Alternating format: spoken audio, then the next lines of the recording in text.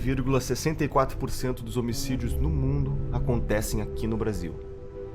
No ano em que recebemos as Olimpíadas, levantamos a medalha de ouro em número de homicídios, 59.627. Se considerarmos a estimativa de homicídios não contabilizados, estamos superando a guerra da Síria em número de mortos por ano.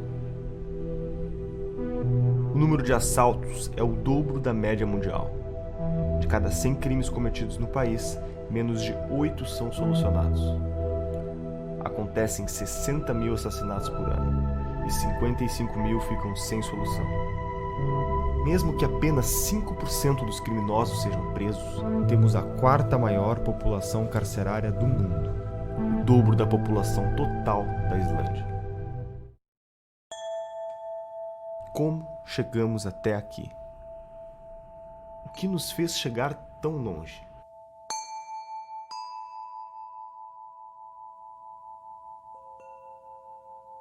Será que as coisas precisam ficar mais graves? Será que o problema ainda não chegou na sua casa? O que estamos fazendo de errado?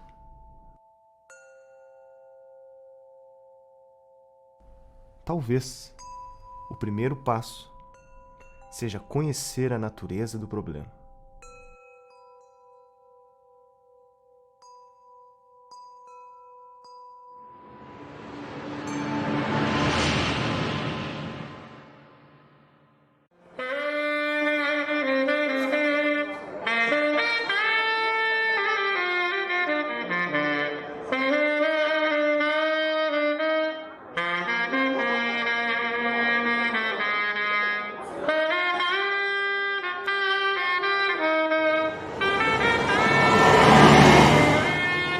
E nós pagamos um alto preço pela nossa missão. Então, por ano, nós temos uma média de mais de 500 policiais mortos no Brasil. São números devastadores. Praticamente não existe outro país no mundo que tem números como esse. Para cada policial morto, nós usamos aquele estudo da Primeira Guerra Mundial, que para cada militar morto, você tem 3 feridos graves sequelados. Então, quando a gente faz essas contas em anos, os números são inacreditáveis. A impunidade é a mãe da reincidência. Então nós temos hoje praticamente um índice de reincidência maior do mundo também. É uma coisa absurda. E isso traz consequências graves na vida de cada brasileiro. Não tem brasileiro hoje que não sofreu ou que não conhece uma pessoa próxima que não sofreu uma violência, que não sofreu um crime, seja de furto, seja de roubo, ou um acidente de carro. Então tem números em alguns lugares do Brasil, a audiência de custódia está liberando uma média de 80% dos presos em flagrante. Então o cenário hoje é esse. E na medida que o criminoso, nós temos casos, está até na internet, de bandidos que foram presos, bandido que foi preso 27 vezes pela Polícia Militar. E o que acontece? Quando você prende um criminoso e ele não cumpre a pena, e ele tem essa sensação de impunidade, imediatamente ele vai partir para a reincidência do crime, só que tem um fator complicante nisso. Ele vai ficando, cada vez que ele é solto, mais violento e mais audaz. Em 2015, a arrecadação de impostos no Brasil foi de 1.982 bilhões de reais. Para onde foi esse dinheiro? 53,9% da arrecadação do Brasil vem das pessoas mais pobres, das pessoas que ganham até 2 salários mínimos. Então, a maioria da arrecadação do Estado vem dos mais pobres. E depois, para quem vai esse dinheiro, basta ver Bolsa BNDES e outras distorções de tipo, que somados dão mais dinheiro que é saúde, educação, etc, etc. Então, na verdade, os ricos estão sendo financiados pelos pobres. Então você tem saneamento, transporte, educação, saúde, segurança, tudo que for público nisso, você está dentro disso, você está ferrado.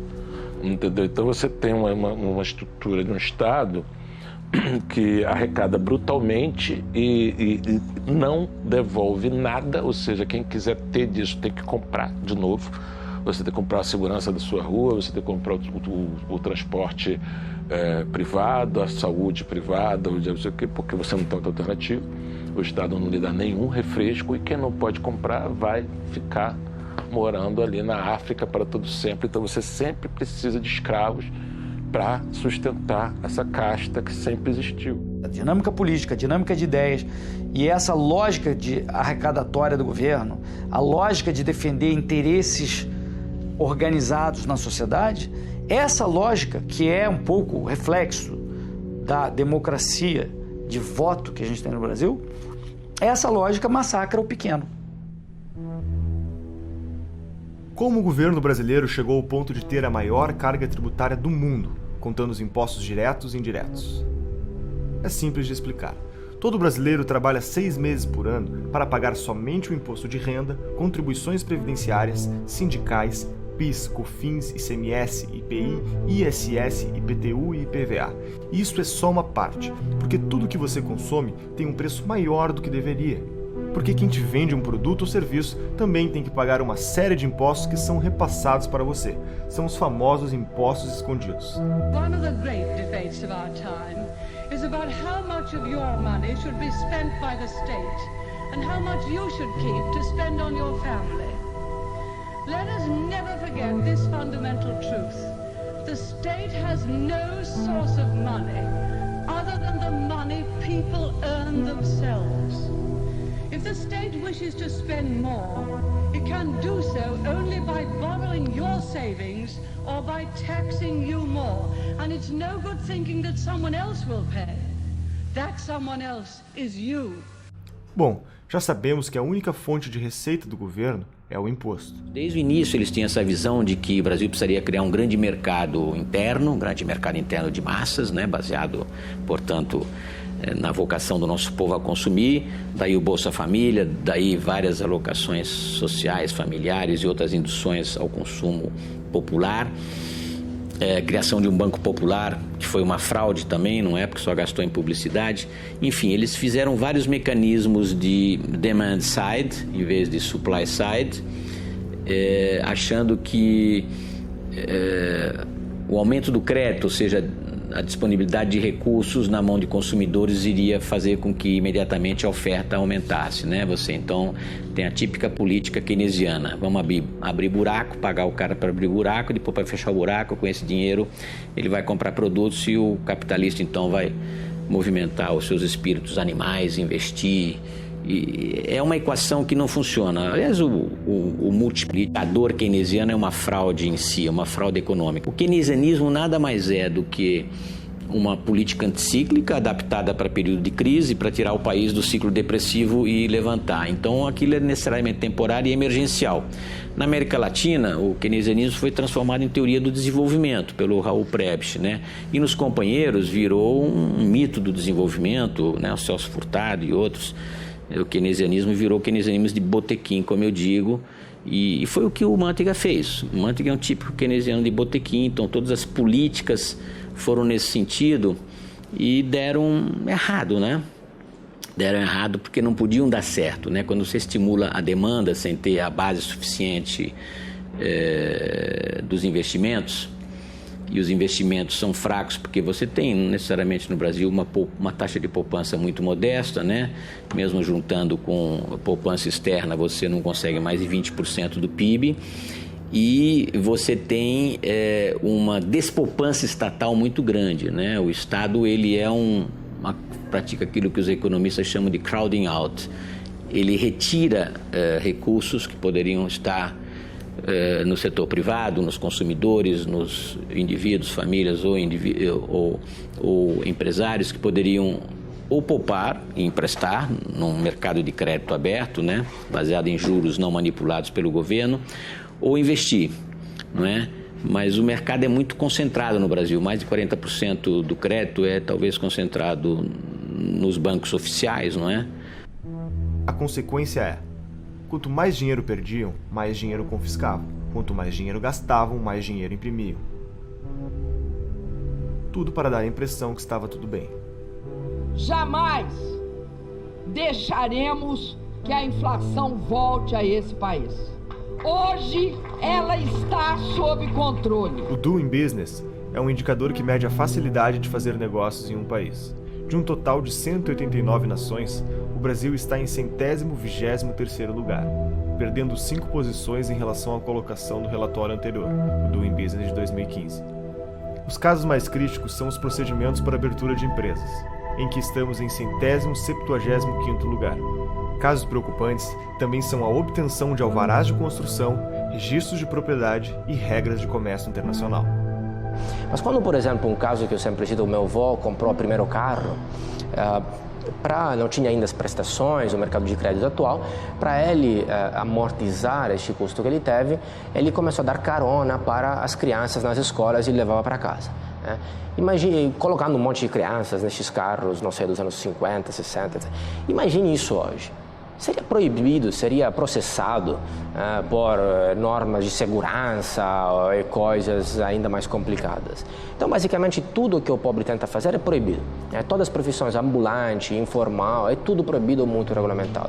Então, ou ele fica na informalidade, aí é sujeito a abuso de poder, uso discricionário do poder, ele não sabe, talvez, na maioria dos casos, os próprios direitos perante a lei, ou ele fica desempregado, dependente de assistencialismo, ou ele fica no crime. Se ele entra no mercado formal como empresário, é muito caro, respeitando todas as regras que existem. O governo não devia entrar no campo da produção e do risco do empreendimento. O governo deveria, na realidade, criar as condições para que os empreendedores tenham sucesso.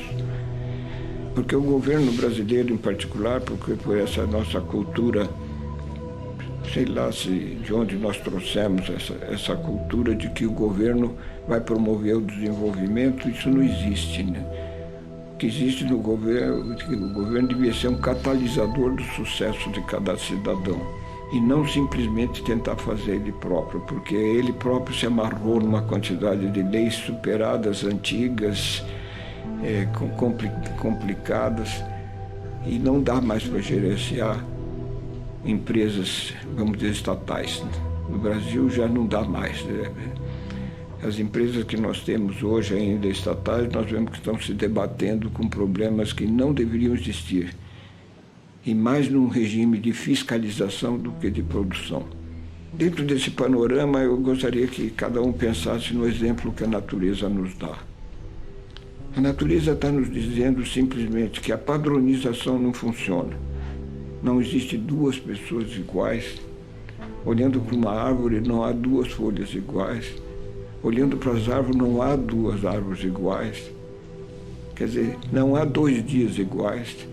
Essa ideia de padronizar através da legislação, como o governo procura fazer, que todos tenham as mesmas obrigações e as cumpram da mesma maneira, não funciona. Mesmo quando o governo decidiu nos numerar, ele nos numera diferentemente um do outro. Portanto, as diferenças estão aí. Você não tem um livre mercado no Brasil. Nós não temos. A verdade é isso. Se você não tem livre mercado, se você não tem a livre iniciativa, se os seus meios de produção eles são, de certa maneira, limitados pelo Estado, ou seja, não é 100% privado, você não tem capitalismo. Capitalismo não é lucro. Lucro é o resultado de capitalismo. Esse é que é o ponto. Você pegar esses índices econômicos mundiais de liberdades econômicas, né, do Fraser Institute ou da Heritage Foundation, né, Economic Freedom of the World, o Brasil está lá para o final de países parcialmente não livres, né? Você tem os países absolutamente livres, aqueles suspeitos de sempre, Hong Kong, Estados Unidos, Escandinávia, e tem os países menos livres e tem uma terceira categoria de parcialmente não livres, e os não livres, a China, Vietnã, Venezuela, até o Brasil está num lugar muito ruim para a nossa autoestima nacional. Nós somos não somos uma autocracia como a China, mas economicamente nós somos menos livres que a China. A China tem muito mais liberdade no seu ambiente de negócios do que o Brasil. E eu sei disso porque eu morei lá. O índice que mede a liberdade econômica da Heritage Foundation nos coloca em 122º lugar no ranking mundial de liberdade econômica, de 186 países analisados. O ponto é, nós perdemos a liberdade. A liberdade de construir o novo. A liberdade que nos permite mudar o nosso rumo. A liberdade de escolher para onde o nosso dinheiro deve ir.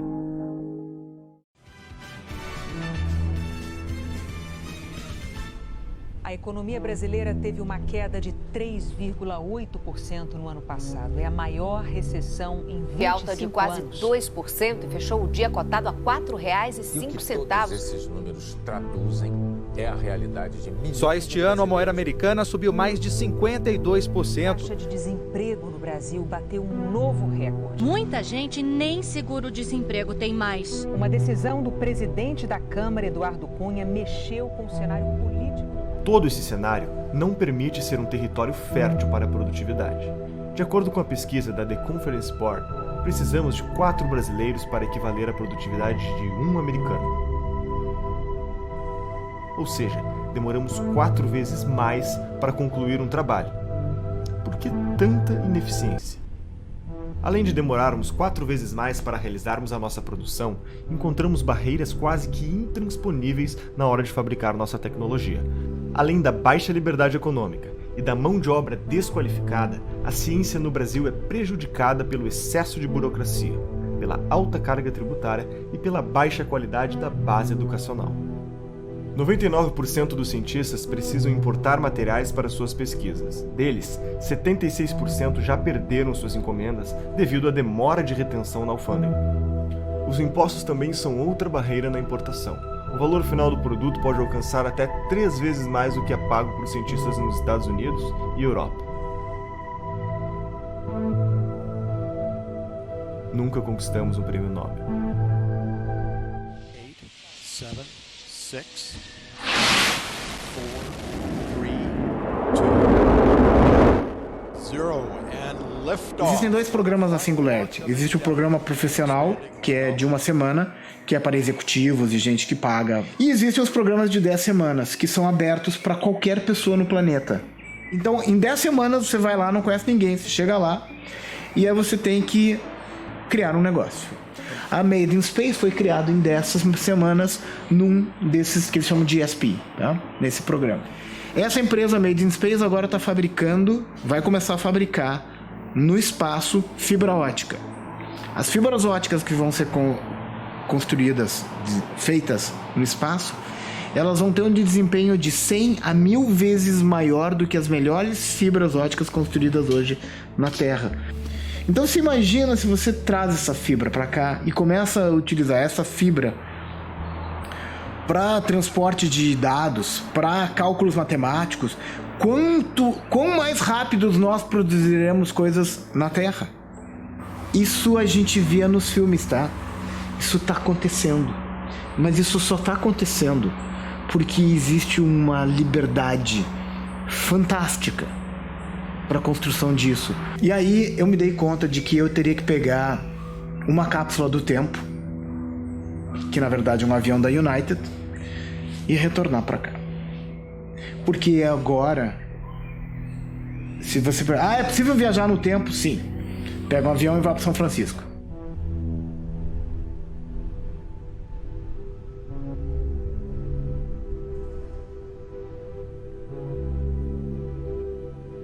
Estamos fazendo tudo errado em educação. Em economia dá para consertar em 2, 3 anos.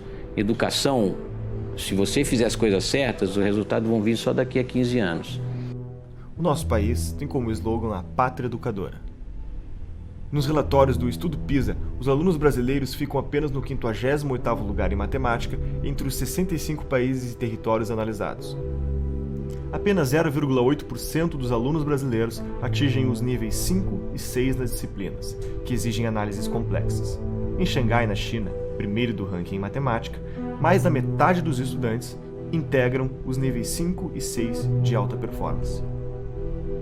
O mais intrigante é que o problema parece também não ser a falta de dinheiro. Primeiro, como ministro da Educação, eu sempre lutarei por mais recursos em favor da educação. Essa tem sido a minha tese. Agora, eu não posso desconhecer o fato real de que o orçamento, como proporção do PIB investido na área da educação, é um orçamento robusto, considerável, comparativamente ao que ocorre nos principais países do mundo. A gente investe mais de 6% do PIB, 6,6% do PIB, de acordo com os últimos dados, o que nos coloca entre os países de maior orçamento como proporção do PIB do mundo, levando em consideração o levantamento dos membros da OCDE, o que mostra claramente que a gente também tem uma dificuldade que diz respeito à qualidade do gasto, à forma que você investe. Então, muito foi feito aqui de forma dispersa, mais de 80, 90 programas e projetos, cada um sem que pudesse ter um diálogo entre si, uma interação entre si,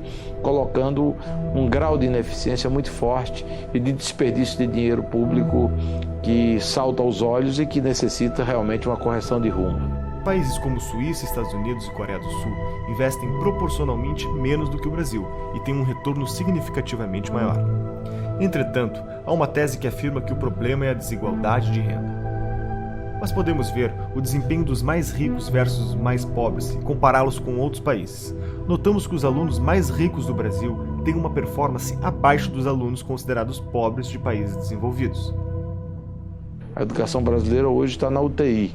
O IDEB para o ensino médio desde 2011 não é atingido, a meta fixada, e os anos finais do fundamental também não, o que mostra que falta qualidade. A gente tem um passo muito largo e importante em termos de universalização, de acesso, principalmente no fundamental, mas nós vivemos e convivemos ainda com a realidade muito difícil, afetando diretamente a vida dos jovens e das crianças do Brasil. Isso é tão grave que agora, em 2015, o governo instituiu um novo procedimento de avaliação denominado ANA, a Avaliação Nacional de Alfabetização no país. E identificou, e publicou no meados do ano passado, identificou que 56% das crianças brasileiras no terceiro ano do ensino fundamental, que de acordo com a própria legislação e o PNE deveriam estar plenamente alfabetizadas, que seriam crianças de 8 anos de idade, essas crianças são analfabetas ou analfabetas funcionais. Então, ou seja, definiu o estágio de 1 a 5, elas estão no estágio 1 e 2, ou seja, não conseguem ler e decodificar um texto de 10 linhas, nem tampouco fazer de forma adequada as 4 operações matemáticas.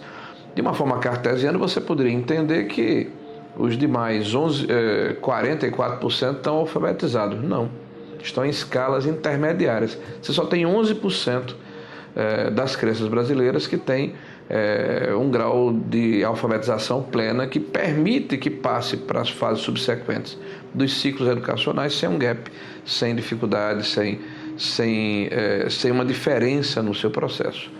O que é que isso acarreta? O aluno, na hora em que ele não consegue introspectar o conhecimento, porque isso é cumulativo, ele vai ficando no meio do caminho. Ou ele se evade da escola, né? ele sai da escola, ou ele se anula na escola. E aí é a progressão automática. O resultado é que as nossas universidades, isso é uma outra estatística, um outro estudo feito pela Fundação do Paulo Montenegro, acho que foi em 2012, 38% dos alunos que chegaram à Universidade Pública Federal têm dificuldade de alfabetização. Não por acaso, várias universidades federais fazem um curso que eles chamam de parametrização, ou seja, vamos supor que você vai entrar num curso de engenharia ou de tecnologia da informação e você passa 6 meses antes de você ter conhecimento das matérias estudando matemática e português do ensino fundamental, para poder estar ombreado com o conhecimento que vai ser ofertado no ensino superior.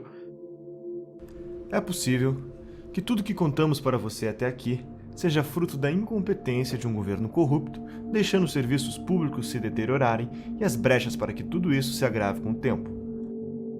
A outra hipótese é menos ingênua e dá o crédito para a competência do governo. Karl Marx dizia que a propriedade tem de ser estatizada progressivamente, lentamente, através da taxação progressiva. Aumentar imposto, aumentar imposto, aumentar imposto. Então, não foi um desvio das metas do PT, foi o cumprimento exato do programa.